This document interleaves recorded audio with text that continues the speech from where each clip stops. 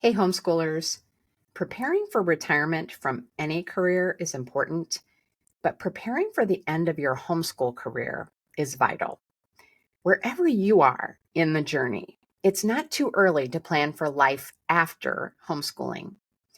I feel I did a decent job preparing for retirement myself, but it has still been an adjustment. I have talked to a number of retired homeschool moms who feel lost. I have given advice for moms in this situation, but I would much rather help you prevent transition difficulties. So let's get on to the tips to help you prepare for this season. My first tip is not to think of homeschool retirement as a sad season. It is not. I've spoken before about this idea that the best time of your life is when your kids are young and it all goes downhill from there. That is not true. The seasons are different, not better or worse. But if we believe that it's a sad season that we want to put off, it will be just that. After homeschooling, you're still teaching your kids, but more as a mentor. I was surprised by how many things I still needed to teach my kids when they left home. My husband and I have advised them about finance decisions, career choices, relationship issues, and more. We still share things for them to watch, read, and listen to. And even though we learned from our kids when they were younger, the number of things we have learned from them has increased significantly. They have taught us about cooking, sports, history, and technology, to name just a few areas. One of my sons has been helping me reduce my screen time, of all things. When my kids were little, it was a joy to watch them reach new developmental milestones. That hasn't changed. They're just reaching different developmental milestones. We've seen them purchase cars, find jobs, choose apartments, and travel independently. To be honest, I'm as uncomfortable with the independent travel as I was with them driving by themselves. But that's my issue. I don't yet have kids who have married and had children. So that's another milestone I'm looking forward to. I hope I've convinced you that retirement isn't a sad season simply by virtue of your children becoming adults. But if we don't prepare adequately, it can be sad for us. That leads me to tip number 2. Spend time developing your marriage. Some moms consciously or unconsciously avoid marital issues by devoting themselves entirely to their children. When the kids are grown and gone, there he is, and there's no place to hide.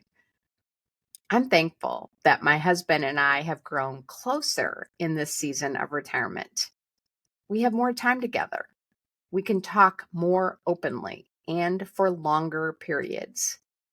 We can entertain when we want to, and we can watch what we like without being concerned with the kids' presence and preferences. But if there were unresolved conflicts and bitterness, that wouldn't be the story. Many couples separate when they become empty nesters. As much as it depends on you, I encourage you to dedicate time to your marriage. Time alone to talk, prioritizing intimacy, and getting out together are all valuable. I will link some marriage episodes I've done in the show notes. Tip number 3 is similar. Cultivate non-homeschooling friends. The biggest surprise for me as I approached retirement from homeschooling was the number of formerly homeschooling friends I had who were not available to me anymore. Why? They got full-time jobs. No longer could I say, hey, let's go to the park. Let's go out for lunch. Let's go on this fun field trip. They worked regular hours, unlike me. I run my own business, so my hours are flexible. Research shows that people who retire early are not happy when they don't have a social circle of other retired people. In other words, it's no fun to have time off when everyone else is working. Whatever you choose to do after homeschooling, and we will talk about that next, you'll want relationships that can be maintained into your retirement. Be intentional in cultivating relationships in your church, in your hobbies, and in your neighborhood. Make friends with younger homeschooling moms whom you can mentor once you've retired. Make friends with older homeschooling moms who can mentor you and may have more time to spend with you after you've finished homeschooling. I do have these relationships, but I am more committed to pouring into them in this season. I wish I had invested more time for them when I was homeschooling. I also wish I had been intentional about building more friendships rather than being content with the friendships I had. Before I share the last two tips, I want to thank CTC Math for sponsoring the podcast. Tip number 4 is to decide how to work after homeschooling. Some moms have grandkids that they help. Some moms have grandkids that they help care for or even help homeschool. Some return to a current or former career with more hours. My nurse friend now works full-time instead of once every 6 weeks. Some try a whole new career.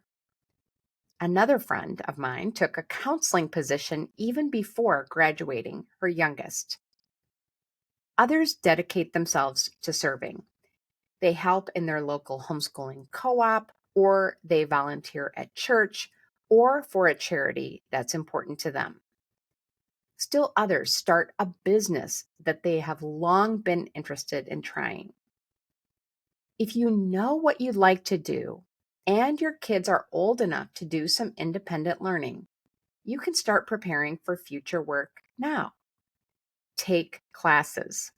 Start slowly, as I did with writing curriculum and podcasting.